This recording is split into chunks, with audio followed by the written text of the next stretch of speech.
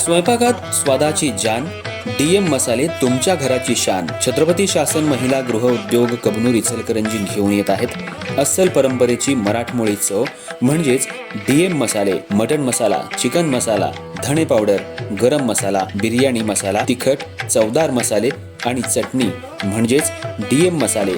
तर आजच आपल्या जेवणाची रंगत वाढवण्यासाठी केमिकल विरहित डीएम मसाले, गृहिणींच्या मनातले मसाले आणि चटणी अवश्य वापरा.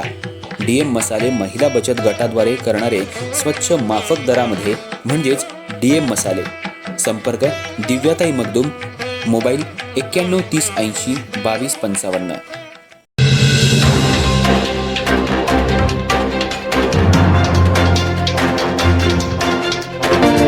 नसरापूर इथल्या चिमुकलीवर अत्याचार करून तिची निर्घृण हत्या केल्याच्या संतापजनक घटनेच्या निषेधार्थ आणि आरोपीला कठोरात कठोर शिक्षा व्हावी या मागणीसाठी आज इचलकरंजी शहरातील राष्ट्रवादी काँग्रेस पार्टीच्या महिला आघाडीच्या वतीनं अप्पर पोलीस अधीक्षक कार्यालयात निवेदन देण्यात आलं. या निवेदनाचं नेतृत्व महिला अध्यक्षा प्रियदर्शनी बेडगे यांनी केलं. या घटनेमुळे संपूर्ण राज्यात संतापाची लाट उसळली असून महिलांमध्ये आणि नागरिकांमध्ये भीतीचं वातावरण निर्माण झाले. अशा अमानुष कृत्यांना आळा बसावा आणि आरोपींना तात्काळ अटक करून त्यांच्यावर कडक कारवाई करण्यात यावी अशी ठाम भूमिका यावेळी मांडण्यात आली. तसंच संबंधित प्रकरणाचा जलदगती न्यायालयात खटला चालवून आरोपीला फाशीची शिक्षा द्यावी अशी मागणीही करण्यात आली. निवेदनात नमूद करण्यात आले की अल्पवयीन मुलींवरील अत्याचाराच्या घटना दिवसेंदिवस वाढत असून समाजात कायद्याची भीती राहिलेली नाही. त्यामुळे अशा गुन्ह्यांवर नियंत्रण ठेवण्यासाठी पोलीस प्रशासनानं अधिक कडक पावलं उचलावीत. पीडित कुटुंबाला न्याय मिळवून देण्यासाठी सर्वतोपरी मदत करावी. तसंच अशा घटना पुन्हा घडू नयेत यासाठी ठोस उपाययोजना राबवाव्यात अशीही मागणी करण्यात आली. यावेळी राष्ट्रवादी काँग्रेस पार्टीचे कार्यकर्ते, पदाधिकारी, महिला मोठ्या संख्येनं उपस्थित होत्या. सर्वांनी एकमुखानं या घटनेचा तीव्र निषेध व्यक्त करत आरोपींना कठोर शिक्षा व्हावी अशी जोरदार मागणी केली. प्रशासनानं या मागण्यांची तातडीनं दखल घेऊन योग्य ती कारवाई करावी अशीही अपेक्षा या निमित्तानं व्यक्त करण्यात आली. नमस्कार.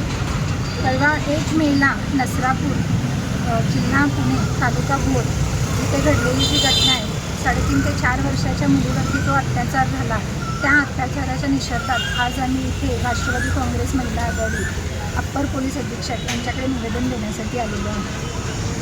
आज महाराष्ट्रामध्ये मुलींची सुरक्षा हा मोठा मुद्दा झालेला आहे. सांगायचं झालं तर आज तो 65 वर्षाचा जो म्हातारा आहे, त्यानं आधीही 2 ठिकाणी तसं विनयभंगाचा एक त्याच्यावरती केस आहे, एक केस आहे त्यांना त्याच्यामध्ये रेपची केस आहे, त्याच्यामध्ये तो जामिनीवरती सुटला आहे किंवा त्याला पुरावे मिळाले नाहीत म्हणून न्यायालयाने सोडून दिले. जर त्याला त्यावेळेला सोडलं नसतं तर आज ह्या चिमुकलीचा जीव गेला नसता. आज मी माझी मुलगी इथं घेऊन आली आहे. ही 4 वर्षाची माझी मुलगी आहे. अजून तिला सप्टेंबरमध्ये 4 वर्ष होतील. ह्या बाळाला काय कळतं सांगा? अशा मुलांवरती जर अत्याचार होत असेल तर महिला महाराष्ट्रामध्ये सुरक्षित आहे का? मुली सुरक्षित आहेत का? आज आपण समानता आणि आरक्षण ह्याच्या गोष्टी करतो. महिलांना सगळीकडे समानता आहे म्हणतो, आरक्षण सगळीकडे आहे म्हणतो, पण इथे महाराष्ट्रामध्ये, भारतामध्ये पुरुषप्रधान संस्कृती आहे. ती संस्कृती जोपासताना महिलांबद्दलची आत्मीयता आणि सन्मान कुठेतरी हरवल्यासारखा वाटतो. आज ह्या चिमुकल्या जीवांचा त्यांचा विचार येत नाही. त्यांच्यावरती अत्याचार करताना त्यांना माणुसकी दिसत नाही. आज त्या म्हाताऱ्याने जे काम केलेलं आहे ते न्यायालय त्याला दंड देऊ शकत नाही. माझं तर हे एक आई म्हणून माझं एक मत आहे की जेव्हा तिचं बाळ जाते त्या आईलाच त्याच्या यातना करतात आणि त्या आईच्या ताब्यात त्या माणसाला द्यायला पाहिजे. का? कारण बाळ कोणाचं गेलं आहे? त्या माऊलीचं गेलं आहे, त्या बापाचं गेलं आहे, सरकारचं गेलेलं नाही आहे. त्यामुळे आईवडिलांच्या ताब्यात द्या. त्यांचं मूल गेलं आहे, त्यांना शिक्षा देण्याचे अधिकार आहे.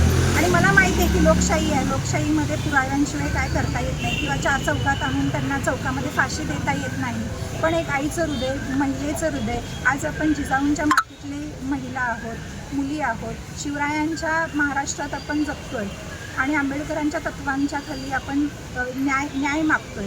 पण काय होतंय, न्याय कुठंतरी विस्कटला चाललेला आहे आणि त्या न्यायाला काहीतरी पळवाटा, हे जे लोक विकृत लोक आहेत ते पळवाटा काढतात आणि जमिनीवर सुटतात, पुन्हा तेच गुन्हे करतात आणि असली निष्पाप मुलं, महिला त्याचे बळी पडतात. तर माझं शासनाला एवढंच म्हणणं आहे की पोक्सो अंतर्गत किंवा जे काही कलम लावता येतील ते कलम लावून त्या माणसाला, त्या नराधमाला लवकरात लवकर शिक्षा करावी. आणि पोलिसांनी सगळीकडे जिथे जिथे आपल्याला ज्या ज्या योजना राबवता येतील चाइल्ड सेफ्टी असेल, मुलांना मार्गदर्शन करण्याच्या गोष्टी असतील की सेफ कसं राहायचं, ह्या पूर्ण शाळांमध्ये बालवाडीपासून ती सुरुवात करावी. पण किती जरी केलं, आपण आपल्या मुलांना अडवतोय. आपली मुलं जी आहेत आपण त्यांना सांगतो की बाळ इथं खेळू नको, बाळ तिथं खेळू नको. आजचं वातावरण चांगलं नाही आहे, ह्याचं मला फार मोठं दुर्दैव वाटतं. आजच्या या सुशिक्षित जगामध्ये आपण आपल्या मुलांना थांबवतोय, मुलींना आपल्या थांबवतोय. मला एवढंच सांगायचं आहे.